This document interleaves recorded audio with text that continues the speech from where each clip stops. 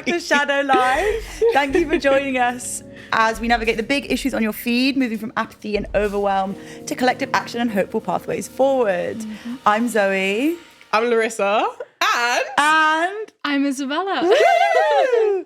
This is a special mini-series of Shadow Light where we're doing a collab with Shadow's Bookshelf. Isabella, do you want to tell us a little bit about what Shadow's Bookshelf is and also who you are?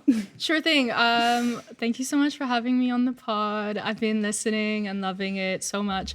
I'm an editor at Shadow Mag, and I also run the book club for us. So this is our 5th book cluster, I think. So it's been running for a couple years now. Charlene was running it before, and I was lucky enough to be one of the participants when she was running it. And since then kind of took it on. And this year, well, this kind of term, I guess, if you think of it like that, it's centering around the theme of world building and reimagination. So how fiction can free us. So it's quite a nice little departure from the previous ones, because we always did nonfiction, like 2 books, and then 1 book would be fiction. This time we were like, let's do everything fiction and see how it goes. And yeah, the best way to describe it is what we wanted to create was a journey through speculative and political fiction, through past, present, and in some ways future, and really empower people and kind of bring them back from this sense of helplessness that there has been with politics, but also that the kind of the other side of it of the very reactionary politics that we are seeing, and guide people towards more of a visionary politics of action, creation, but also refusal in some ways. So it's really about resisting defeatism and giving people a sense of curiosity and renewed revolutionary responsibility about our world today. So yeah. And can I just say, you really went off with the book choices. You went off with the book choices. My hopelessness was combated. After some of the bookshops, I was like, let's go, revolution now. They were so well curated, and I feel like the sessions were so, everyone was so excited to delve into the ideas. So yeah, if you haven't been to a Shadows Bookshelf before, I'm sure we've got another one coming soon, so do sign up. So yeah, I think we're going to do 3 little episodes covering each of the books in the cluster. And yeah, this one is, the first one will be on Palestine+100, which was the first book that we chatted about in the bookshelf series. Can you tell us a little bit about what that was about? Sure thing. So yeah, it was so hard to choose books for this project actually, because there are so many brilliant works of speculative fiction out there. But we really wanted to start out with this one because it is obviously very topical in this particular point in time. It's edited by Basma Ghalayini, published in 2019 by Comma Press. And it's an anthology of sci-fi, speculative fiction, posing a question to 12 different Palestinian writers, both living in Palestine, but also throughout the diaspora, questioning them about what might their country look like in the year 2048. So yeah, it's very interesting that this came out in 2019, and obviously things have escalated considerably since that year. And the Nakba, it greatly influences Palestinian culture, identity, and political history.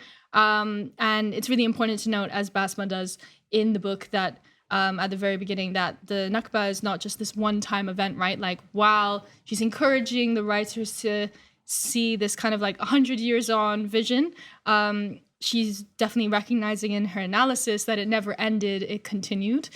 And yeah, it's been a source of a lot of critical acclaim, won a considerable amount of awards.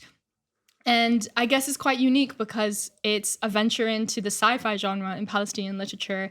And I thought that would be a nice one to get into, because even people that are already familiar with Palestinian works, there's not as much sci-fi out there.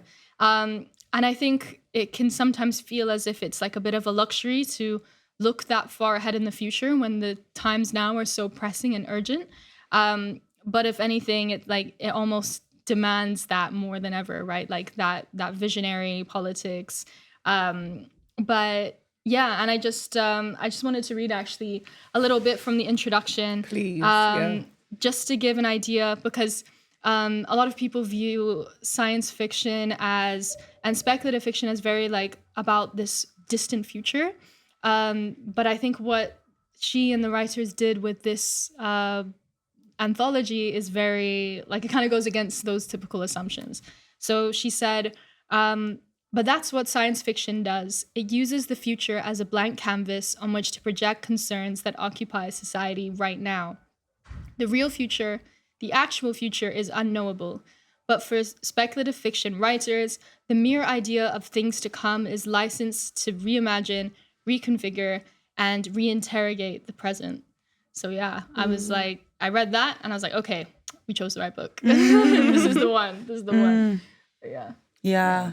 I think for me, it was like the hardest book to read just because of like, obviously we're reading it at a time where you're like, oh my God, we're kind of living between when the authors wrote these short stories and the future they were predicting. We're reading it here and so many of their predictions have come true that it's not really fiction anymore. It's like, oh my God, they predicted some of the worst kind of realities that can happen. They predicted it. Like, I think one of the books, it said like, it's like in the future, obviously referencing back to the genocide of the 2020s. And you're like, like, oh my God, this is really, I don't know, challenging in the sense of being like, they knew that this was going to happen and it happened anyway.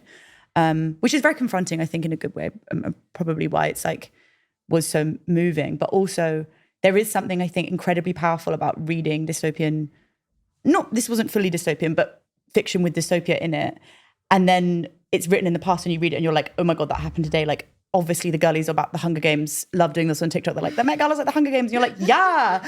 And like Octavia Butler, Parable of the Sower, like when you read that, you're like not her saying make America great again, like literally predicting what Trump would say before Trump said it, like and you're like, it makes it more confronting, I think, because you're like, this was someone's imagination of the worst it could possibly be and we're living in it, like let's go. But that also makes it like kind of scary and hard to read and hard to process as well. Yeah, no, definitely. Because the speaker that we had for this session, Dario, he's actually written for Shado before and is Spanish Palestinian himself. And he had read the book in 2019 and then again right before the session and was saying how in so many ways it's already outdated. Like, even when you read the special thanks section, like Dr. Refat Alaria is mentioned, and obviously like he had been like murdered by the Zionist project in recent months. So it's just like everything is so, I don't know, like some people, you could read parts of this and think like this is so surreal, but actually it's super real, isn't it? Like it is like just hyper located in this present moment. But yeah, it's definitely a tough read for sure. But I think it's tough in terms of like obviously like the emotional and political content of it, but very accessible because there's, each it's an anthology, so you can kind of enter from any chapter that you want. And each of them provides such a different approach to this visioning as well. Some more dystopian than others, like you mentioned. But yeah. I mean, because I in full disclosure, haven't read the I wondered if you were going to reveal the truth. Yeah, because I think it's important to tell people, because people listening may or may not have read, right? And, and so for folks listening who haven't read, like me, like if you were gonna say, okay, pick one story to jump in with, where would you start or where would you go? Because I feel like just listening and absorbing, there is so much of this that, as you say, Zoe, it would be confronting, right? And in this moment, I think that is really, really important. And actually the least that we can do, right, is to force ourselves to be confronted, because that will, of course, push us to action. Like, if there's someone listening who's like, okay, I want to jump into this, where would you go? Like, for something that's perhaps not outdated in this moment, although I think it's important to read that too, is there a particular place that you would start if there was someone that hasn't? I mean, in a way, I think the book is very well structured because the first story itself. I was going to say the same thing. The first story is like. Yeah, they really did that. The first story, The Song of the Birds, by Salim Haddad is like, it's, in many senses a story that we see happening over and over again in front of our very eyes. Like this genocide is being televised, isn't it? Like right in front of our eyes, because it's, you know, following the story of, you know, a child that has committed suicide, and like, I guess like the fallout of that, and how that's impacted all of the people around them. And, you know, it directly confronts the impact that there is on the youth, not just in their lives being taken away, but also like their sense of imagination, and also like their, you know, their hopes and dreams, their right to a normal childhood, you know. So I think it's quite a good one to begin with, because it's very much grounded in the reality right now, and gives just even a glimpse of an insight into the psychological terror on Palestinians that the Zionist project like is continually having. Because I think it's like, you know, there is the seen impact that we are like witnessing, but also the unseen impact, and the, you know, the impact that there's going to be beyond even just like if there was a ceasefire called tomorrow, right? Like there is considerable amounts of psychological like damage that this is going to have on a big population.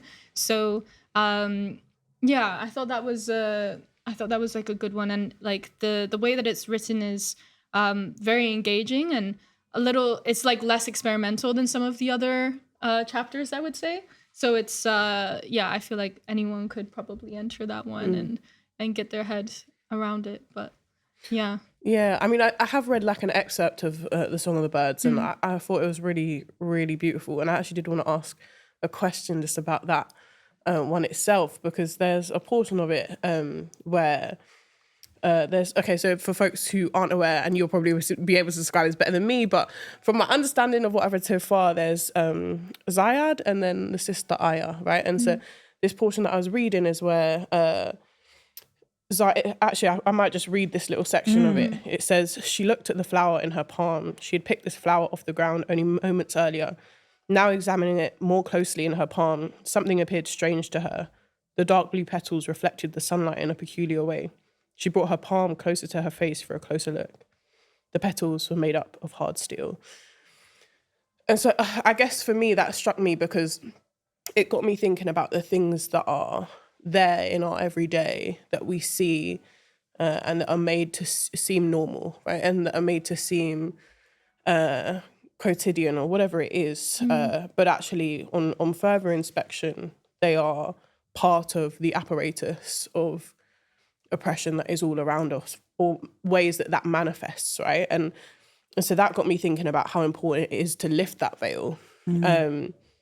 So I guess my question to all of us, including myself, and I don't quite know the answer is, but like, where is the apparatus of Palestinian oppression specifically, but then also imperialism more generally in our everyday? Like, where is it hidden in plain sight? And yeah, I think just to kick us off on that one, like I was thinking a bit about CCTV in our everyday, and how, you know, I think the three of us live in one of the most surveilled cities in the world. But actually, if we're looking at Palestine and other places under siege or under specific contexts where there is a violent force, surveillance is obviously used as a way to cause, violent harm on a daily basis, to identify people trying to disrupt the apparatus of harm. Like, how do we start to lift that bit? Sorry, I just knocked the mic. The microphone. We're lifting the veil. We're lifting the mic. How do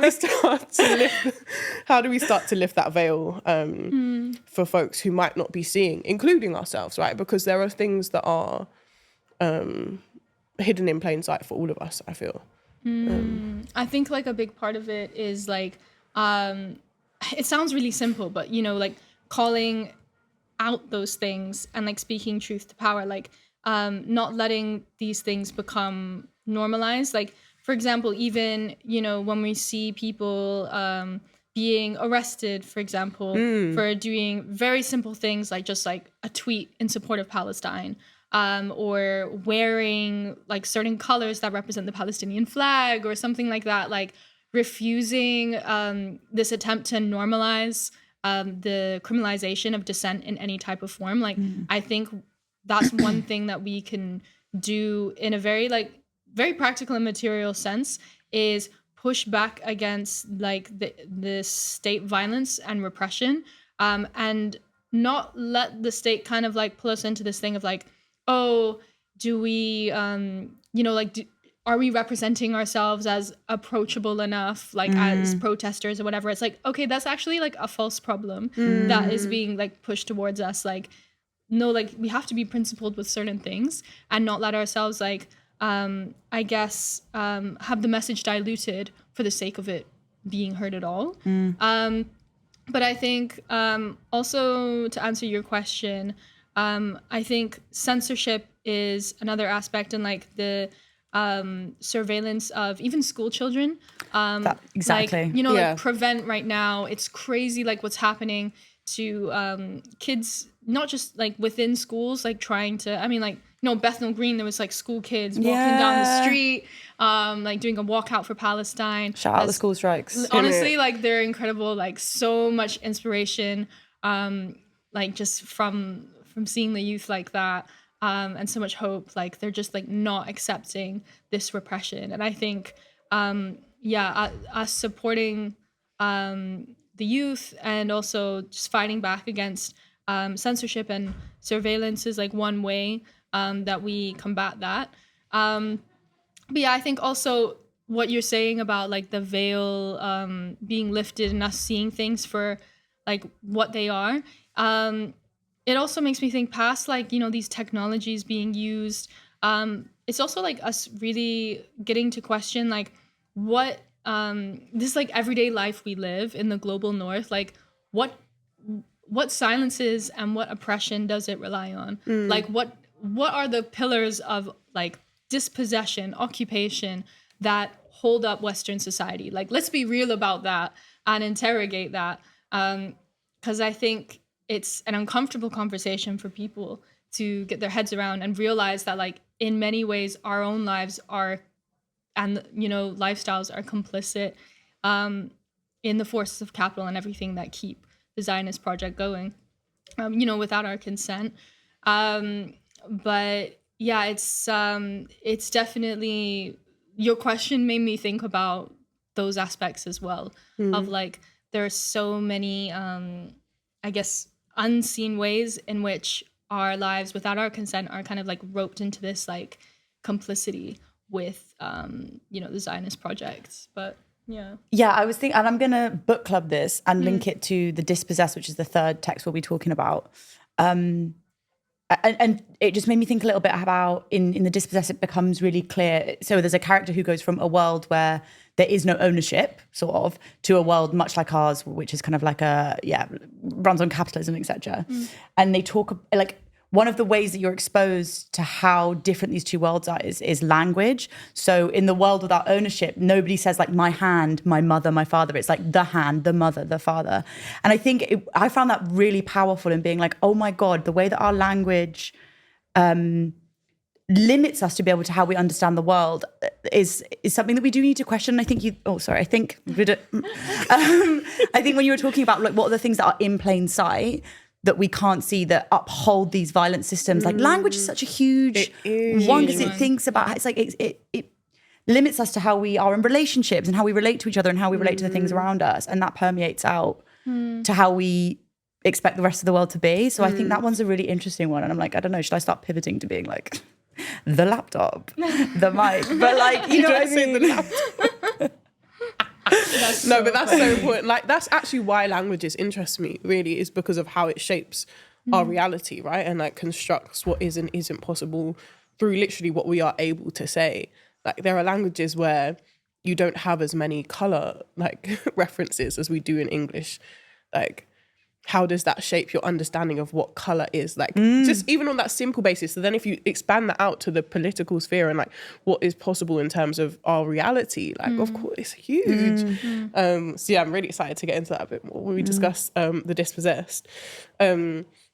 But just to even come in on what you're both saying, in this sense, like, how do we see the things in plain sight? Like, I thought it was so important, Isabella, that you connected our realities to this and what's happening and how, because even what you said about school children, when I was coming towards the end of my term at NUS, like, there were FE students who were resisting the cameras that they were putting around the cameras. Why did I just say the I think we were just cameras that they were putting around prayer rooms in colleges, right? But how is the safety, quote unquote, of British people, and again in quotes, reliant on that kind of surveillance, but then also reliant on the surveillance of Palestinians, but then also, do you know what I mean? Like, it really got me thinking about all of the interconnections of that, and how those connections are specifically made invisible or invisibilized to disconnect us from what our reality is reliant on. That's such a good point, because there's this we were talking a lot about dissonance in the conversation that we had in the book club, particularly where it comes up with like this false promise of safety through securitization that Zionism offers to people living within Israel or like throughout the diaspora, right?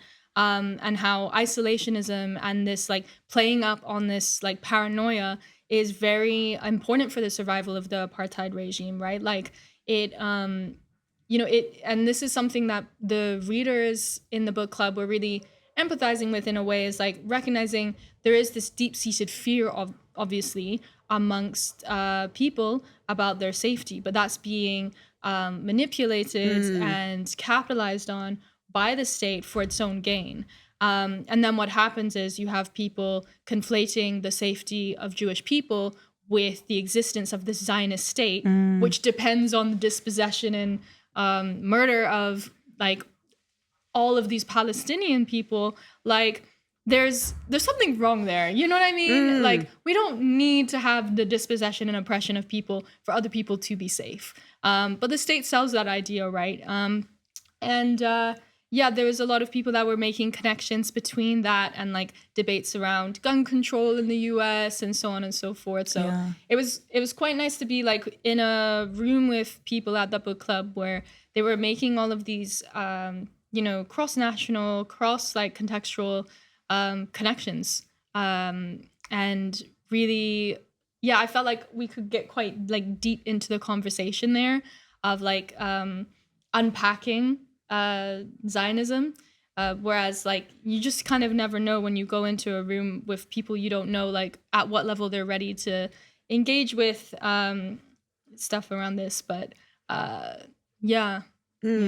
And that's what's amazing about the book club. It's global, baby. It's global. But it is really baby. good because Honestly. you're getting like all these different national contexts. And it's like, okay, that's super interesting. It's global. It's intergenerational as well. It is. You have people really reflecting on like their own experiences and movements like throughout their lives. So that's a really good part. Because I do love to read a book of my own. I can't lie. But there is something to be said about like you read the book once on your own, and then you read it again almost when you're in a room of people. Yeah, you're seeing it through their eyes. That's really cool. Yeah. Nice. Okay, I need to join the next one for sure. Yeah, 100%. Okay, job done. End the podcast. But yeah. Oh, wow. Okay. I guess I have a question as well. Which I'm just a bit of preamble. So I guess maybe naively going into the book, I was like, maybe there'll be some really hopeful visions of the future that can make me feel better.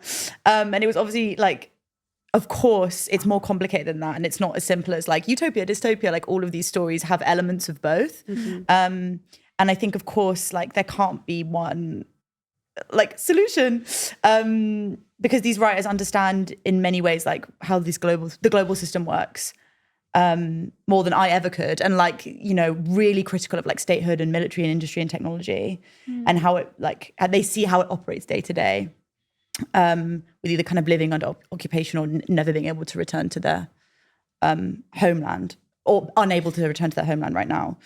And I was thinking about, I was watching a speaker talking the other day who was talking about like what kind of what you were talking about earlier, Isabella, like whatever happens, the legacy of this genocide will live on. You know what I mean? Like in all of us, in what we've seen and what we've witnessed, in what the people have lived through, and those harms, like they can't ever be undone. And like a quote from Basma in the introduction, it says like, it is perhaps for this reason that the genre of science fiction has never been particularly popular among Palestinian authors. It's a luxury to which Palestinians haven't felt they can afford to escape. The cruel present and the traumatic past have too firm a grip on the Palestinian writers' imaginations for fanciful ventures into possible futures. And I thought that was so interesting because like I've been doing some of this in my own work. We've been thinking about alternative futures for technologies with people who are marginalized from the tech and climate space. And for so many people who need, like, whose voices and experiences need to be at the forefront of the futures that we want, futuring is painful, it's hard, it's a luxury. And like it's really difficult. And so I guess my question is like, how can we create opportunities like this book, but also in our spaces and movements for people who are experiencing like exhaustion and fatigue and harm from the system right now to feel comfortable participating in futuring? Like, can we do that? I don't know, but it's something that I think we need to be thinking about more as we orient our movements towards hope rather than just like fighting the present. And it kind of goes back to our solar punk episode, like doing both at the same time. I think the encampments come to mind when I think of this. And like, I think the creation of prefigurative spaces is not just the futuring in itself, but it creates the space for those futuring conversations. Like when you are experiencing something like that, that kind of like, creation with somebody and type of organization, like it just allows you to think like, okay, we did this thing that felt impossible. What about that next thing that feels impossible? So I think that's one answer, is like the creation and protection of these prefigurative spaces, these third spaces where these kind of activities can happen. I think also like making space for the fact that futuring is going to be uncomfortable, but also maybe not wholly positive. Like, I think maybe what might hold some people back from this kind of activity is like, there's some people that equate like rest to revolution, if you know what I mean. Like there's that whole thing is like rest is resistance, and it is, but like some people kind of just get lost right there. But I think like if people are offered a space where they can imagine the future that is complicated and not wholly utopian, that is helpful. I mean, even in these stories here, like I wouldn't call all of them very positive, and a lot of them feature violence, you know what I mean? Like political violence, militant resistance to oppressors. And I think space needs to be made for that. And that needs to be not made into this like exceptionalized surveillance thing. And like people, I guess, kind of getting very like defensive around it. I think the more that we can, create these prefigurative spaces for prefigurative conversations to happen, but also the more that we can be open to what people's visions of the future are, even if they're not wholly positive, like I think that helps us in encouraging people, like you said, to take part in those types of practices.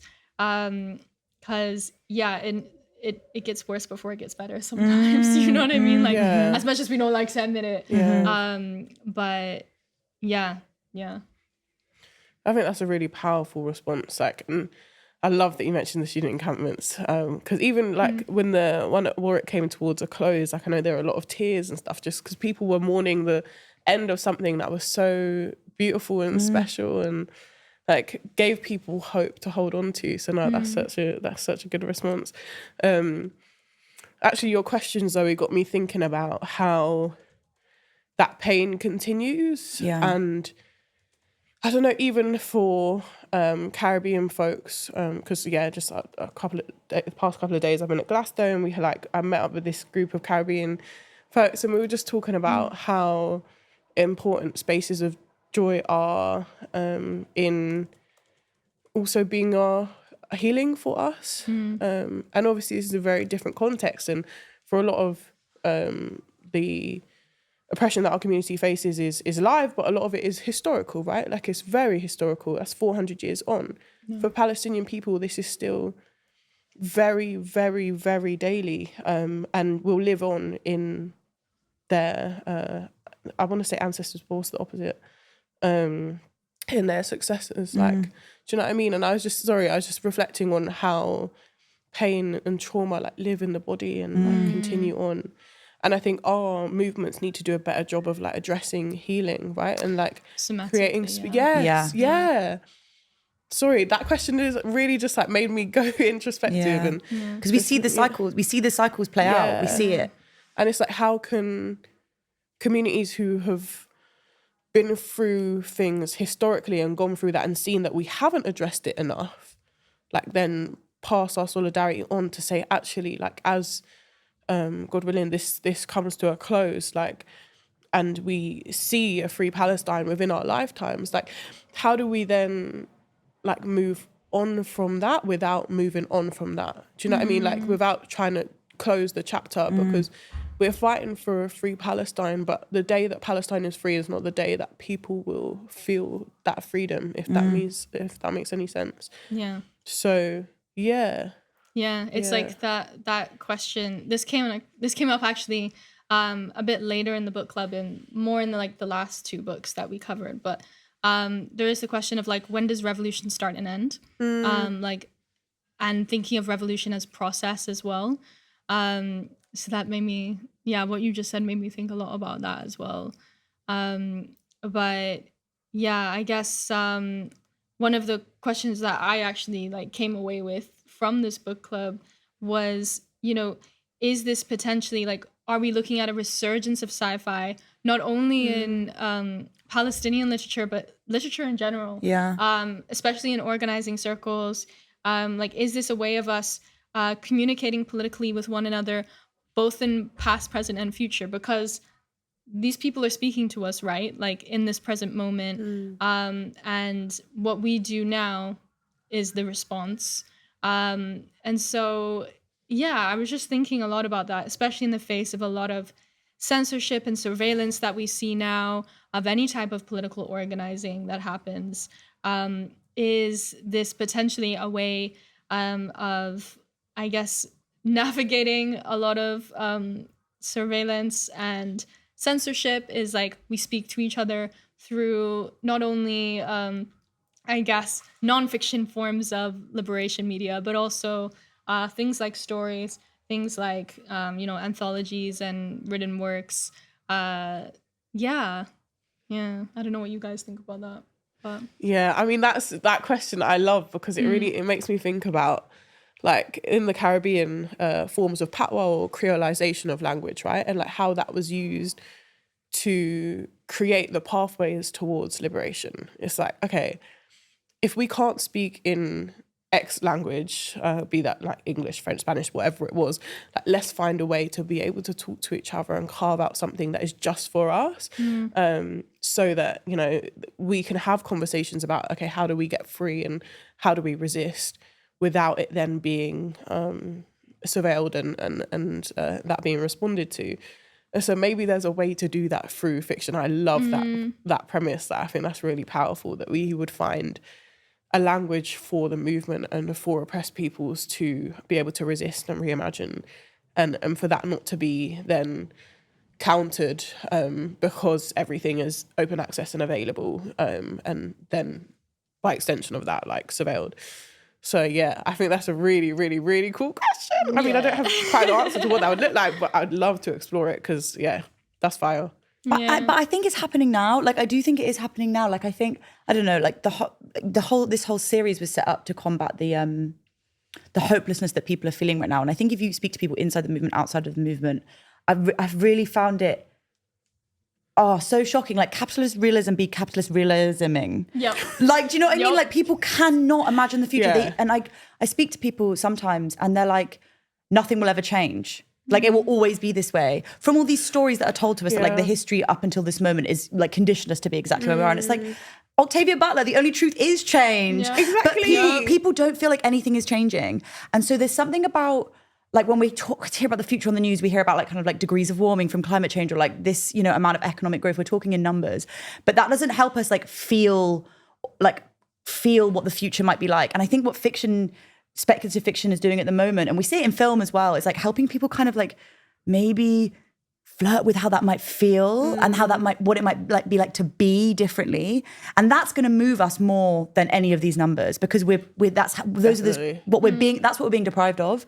We're creatures who need to feel things to move, and so I think that like already, I mean, the book talk girlies, like they're on their fantasy slate. Like we're seeing such a resurgence in popular mainstream fiction of imagining new and different worlds, and like even some of them like maybe a bit more like escapism vibes, because it's like very like, you know, fairy porn and all that. But like there is like, I did not expect us to be mentioning the word fairy porn. I'm not.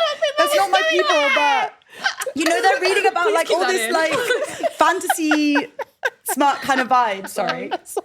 But like it is showing that people want to feel something. Yeah. Basically. Yeah. And fiction can do that better than like, you know, a report on the news or whatever. 100. Sorry. No, it's so true. It's so true.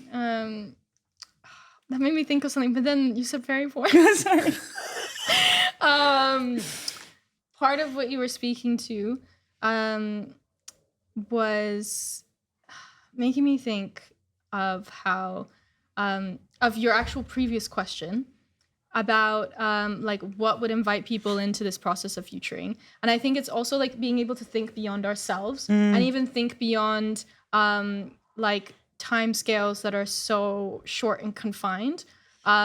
There's this concept of revolutionary time, actually, that Grace Lee Boggs and her partner, Jimmy Boggs, as well, I think, were exploring a lot.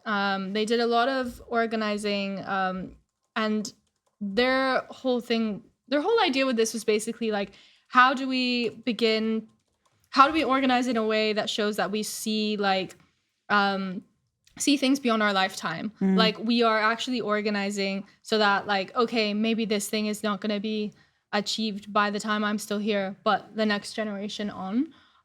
So I think that's something that sci-fi kind of invites people to do. And, you know, if people are encouraged to do that on a regular basis, it reflects in the decisions we make and the actions we take. And the ways that we treat each other as well, and you know, all other like living beings in this world. But yeah, that's been something that's been living on my mind for a while, is this concept of revolutionary time and what it means to think through that kind of framework. But I think you're so right, and I think there's something here which is like, I think most of us don't think about the future at all, really, like beyond our lifetime, not at all. And it's a practice. I think it actually is a practice, because otherwise because we're not encouraged to do it really in the, you know, activities of our day-to-day life, like you really start to expand your horizons and kind of like what you're doing means in a larger context. But it takes time. And I think part of reading these books, it's like expanded that, made my idea of the future like more diverse. Like there are many possible futures and many futures that will happen. Like, and that is like really hopeful and energizing, and gives my like activism and involvement, especially in the climate space, like so much fuel. And I think before that I was much more prone to eco-anxiety. Even though eco-anxiety is there, it's like, okay, well, climate crisis will happen, but that's one of many things that will, you know what I mean? And we don't really have space to like practice these exercises unless if you're in Shadow Mag's bookshelf. Yeah, that's join now. Plug. It's some may call it a prefigurative space. Up to you though.